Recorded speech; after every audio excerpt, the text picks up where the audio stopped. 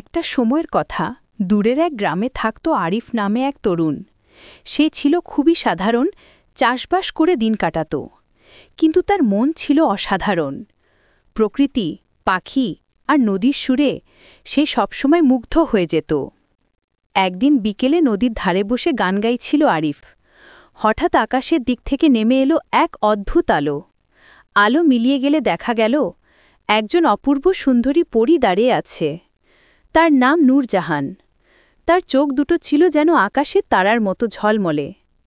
প্রথম দেখাতেই আরিফ অবাক হয়ে গেল। আরিফ জিজ্ঞেস করল, তুমি কে? পরী মৃদু হেসে বলল, আমি আকাশের জগতের বাসিন্দা, কিন্তু আজ তোমার গান আমাকে টেনে এনেছে।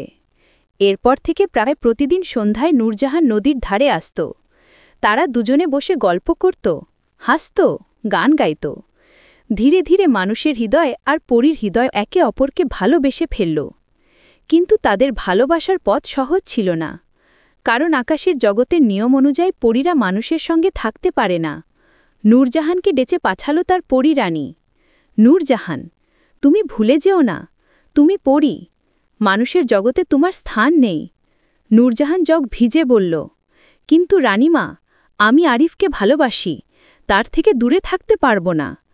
রানী একটু নীরব থেকে বললেন, সত্যিকারের প্রেম যদি হয় তবে একটাই উপায় আছে, তোমাকে পরীর জগৎ ছেড়ে চিরদিনের জন্য মানুষ হতে হবে। কিন্তু মনে রেখো, একবার মানুষ হলে আর কখনো ফিরে যেতে পারবে না। নূরজাহান এক মুহূর্তও দেরি করল না। সে হাসি মুখে বলল, আমি রাজি, আমি আরিফের সঙ্গে থাকতে চাই। আলো ঝলক দিয়ে নূরজাহান রূপ নিল এক সাধারণ মানুষের।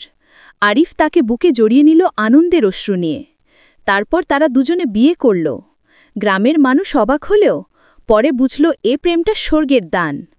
আরিফ আর নূরজাহান সুখে শান্তিতে বসবাস করতে লাগল। তাদের গল্প গ্রামে ছড়িয়ে পড়ল। সত্যিকারের ভালোবাসা জগতের সব বাধা জয় করতে পারে। SK9 Emibos of Sharir. Subscribe now. Exciting videos every day.